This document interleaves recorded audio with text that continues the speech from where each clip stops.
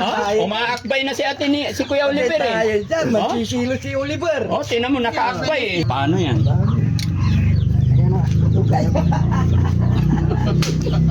Ayaw patalo ah. Ganun hindi ako papayag.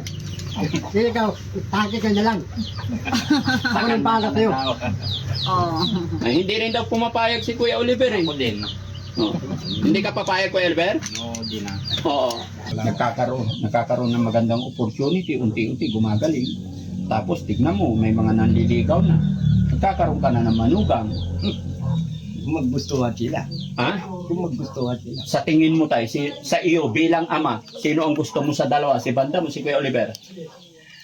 Siya nga mo. Hindi. ako. Okay. Priority siya mamimili. Siya Pero kung mamimili. ikaw ang tatanungin, bilang ama, sa tingin mo, nakita mo naman yung mga naliligaw, sino mas gusto mo? Sabi mo, Bandam! Magaling si Bandam patusirin. Barangay, hindi ako papayag. Ang Hindi gagawin ko mo? papayag. Gusto kita eh. Gusto ko talaga. Ako din. Oo. Ikaw din. Oo. Ganun din. Oo. Gusto mo rin si Ate Nida? Ang maging kaibigan. Kaibigan daw. Hindi ako gusto ni Oliver, hindi niya ako type. Alam ko, kaming dalawa ni Bandam magkasundo. Ano, Tay, kita. Pero pwede naman eh. Hindi naman natuturuan na, ewan ko, hindi naman natuturuan ng puso eh. Siguro pag point doon na siguro, no, doon niya na ako makakilala, doon niya na ako Ate Nida, sa tunog Sabagay, wala sa puso. Ate Nida, sa tunog ng salita mo na sabi mo hindi ka type ni Kuya Oliver, pero nararamdaman ko parang mas type mo si Kuya Oliver. Ang galing talaga ni Daddy Frankie. Hindi! Alam mo Ate Nida, tapos na ako sa puntong yan. Kaya usapan nyo pa lang, nararamdaman ko na parang ang gusto mo talaga, kasi sabi mo, ang puso natuturuan naman eh. Di ba? Ano bang katangian na gustuhan mo kay Kuya Oliver? Kay Oliver? Oo. Ano? Ano? Oo. Ano ba yung nagustuhan ko? Wala, hindi ko alam. Basta, para bang, hindi ko siya mapaliwanag eh, no? Si Bandam kasi madaldal. Ano siya, para siyang siya yung baby. Ito naman, si Sabi? Oliver, yung tahimik, no? Tapos, aba, yung isasampay ko nandun na. O sige, hindi na maano yun. Si Oliver naman is, ayun, nagsasalita siya. Siguro, kung anuin mo din, wala din naman problema eh. Pero ganun talaga ang pag-ibig. Kaya nga nasaiko ko na mas gusto mo si Kuya Oliver kasi sabi mo, hindi mo maipaliwanag. Ganun talaga pag umiibig or may nararamdaman, mahirap ipaliwanag, di ba? Oo. Umiiyak si Bandam. Hindi yan iyak si Bandam. Ba't iyak si Bandam? Siyempre nasasaktan din siya. Alam mo bang napakahirap magbuhat ng bigas magmula dun sa bahay hanggang dito, binuhat-buhat niya para sa iyo. Tapos sasabihin mo mas mahal mo si Kuya Oliver. Di ba? Si Kuya Oliver pag ganyan-ganyan lang ng bulaklak oh. No? Kuya Oliver, bakit bulaklak ang bigay mo kay Ate Nida? Bakit nga? Yan, bulaklak para sa kanya. Ayun, oh, tignan mo. Bulaklak para sa akin. Bulaklak para sa iyo. Buksan mo at papasukin ako. Iyo. Kanala. Buksan mo, papasukin ako. Oh, eh si Bandam naman. Bandam, bakit bigas naman ang naisip mo ibigay kay Ate Nida? Para titidita pa meron tayong kakainin. Para may kakainin. Oh. Gaano mo naman kamahal si Ate Nida? Dati, ikaw naman dito ilab ako sa'yo. Love ka? Totoo ba yun, Nida? May in love pa siyang nalalaman eh. Totoo ba yun? Di ko alam. Ewan ko.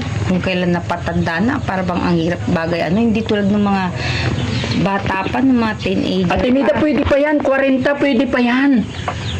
Malago pa yung, bakuran. May pag-asa pa, bata pa. Bata pa, lagyan na lang ng langis. Iba naman yung naisip mo Ate Nida eh.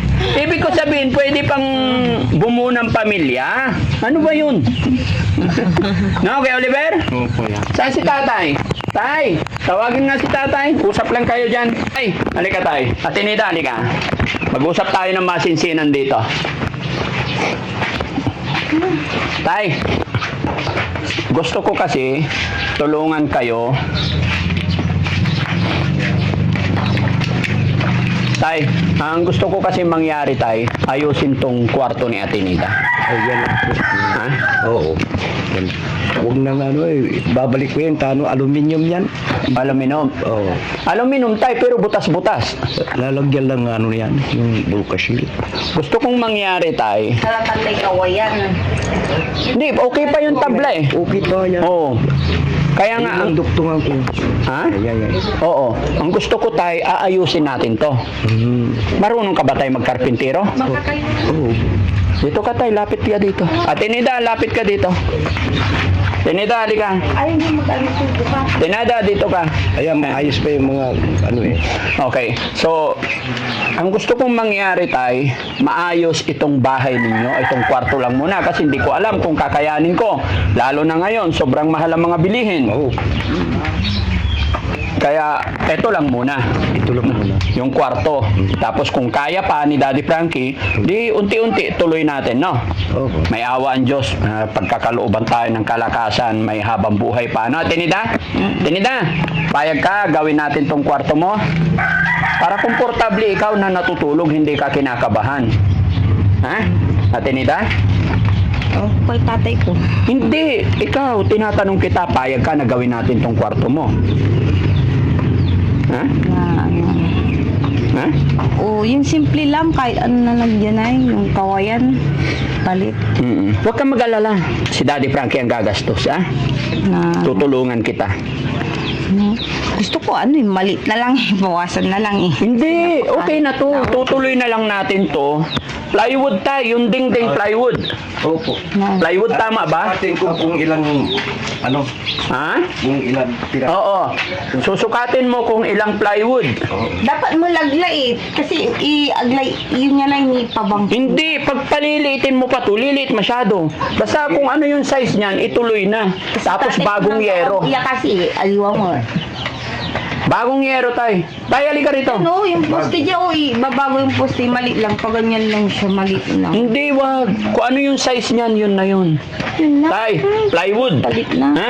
Yung malawak. Pagkating ko po. Susukatin mo, kailangan bibili tayo ng plywood. Kung ilang plywood ka kailangan nitong kwarto na to, and then kung ilang yero. Oo. Ha? Tapos sasamahan kitang bumili, papadeliver. Unti-unti lang. So yun ang rason ba't nandito ako ngayon. So, pag alis namin tayo, kuha ka ng papel ballpen, sabi mo, karpintero ka din. Oo.